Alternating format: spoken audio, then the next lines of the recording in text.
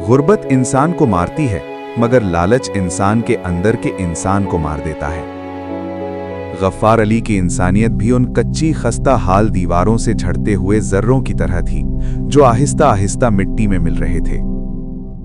उसके घर में 3 बेटियां थीं, 3 मासूम कलियां।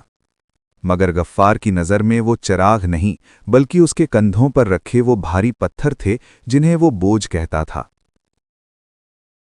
गांव की चौपाल पर जब बूढ़े लोग हुक्का गड़गड़ाते हुए कहते, गफ्फार, बेटा होता तो आज तेरे बढ़ापे का सहारा बनता, ये बेटियां तो बस पुराया धन हैं। तो उन बातों का जहर गफ्फार के खून में सरायत कर जाता। वो खामोश रहता, मगर उसके अंदर एक सौदागर जन्म ले रहा था। एक दोपहर जब सूरज सवा नेज़े पर था, गांव की कच्ची सड़क पर धूल उड़ाते हुए एक कीमती गाड़ी आकर रुकी।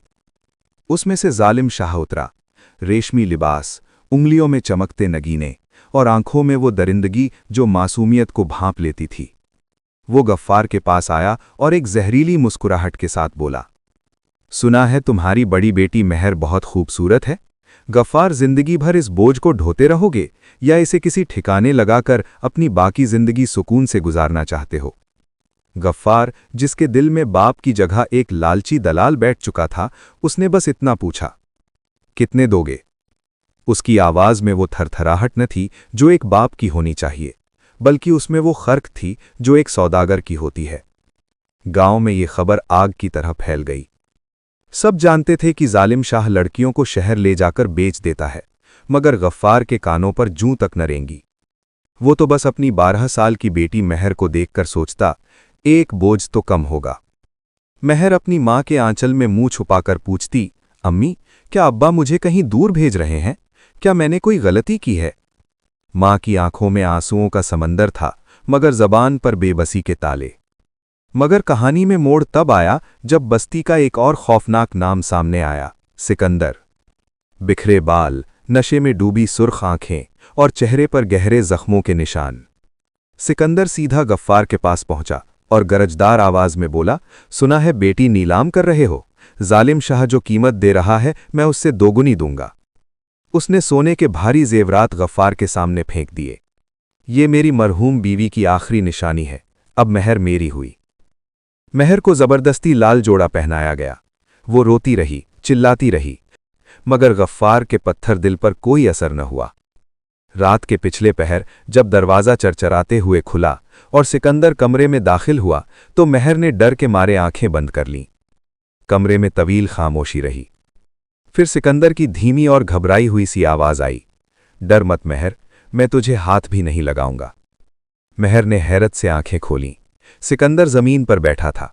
उसकी आवाज में वो दरिंदगी नहीं, बल्कि एक कर्ब था। उसमें एक बंडल मेहर की तरफ बढ़ाया और बोला, मेहर, ये पैसे तेरी तालीम के लिए हैं। तू पढ़ेगी, लिखेगी, ताकि कल कोई और गफ्फार तुझे दहलीज का बोझ समझकर नीलाम न कर सके। मेहर की सिसकियां अब शुक्रगुजारी के आंसुओं में बदल चुकी थीं। वो रोते हुए बोली, आप तो बहुत अच्छे इंसान हैं। सिकंदर एक तल्ख मुस्कुराहट के साथ उठा और बोला, नहीं मेहर, मैं अच्छा नहीं हूं। मैंने बहुत गुनाह किए हैं, लेकिन आज तुझे बर्बाद होते देखकर मुझे लगा कि शायद यही वो मौका है जहां मैं अपने गुनाहों का कफ्फारा अदा कर सकता हूं। सिकंदर खामोशी से कमरे से बाहर निकल गया। उसे पहली बार महसूस हुआ कि उसके सीने पर रखा बरसों पुराना बोझ उतर गया है। कमरे के अंदर मेहर ने किताबों को अपने सीने से लगा लिया था। वो सिर्फ कागज के टुकड़े नहीं थे, बल्कि उसकी आज़ादी और एक रोशन मुस्तकबिल का परवाना थे। आखिर में दुआ है कि अल्लाह हमारी बेटियों को इज्जत, हिफाजत और एक रोशन मुस्तकबिल अता फरमाए। उन्हें हर बुराई और हर जुल्म से महफूज रखे और उन्हें ऐसी जिंदगी दे जिसमें वो इज्जत के साथ और आज़ादी से अपने ख्वाब पूरे कर सकें। अगर आप भी एक बेटी के बाप हैं तो कमेंट में आमीन ज़रूर लिखें।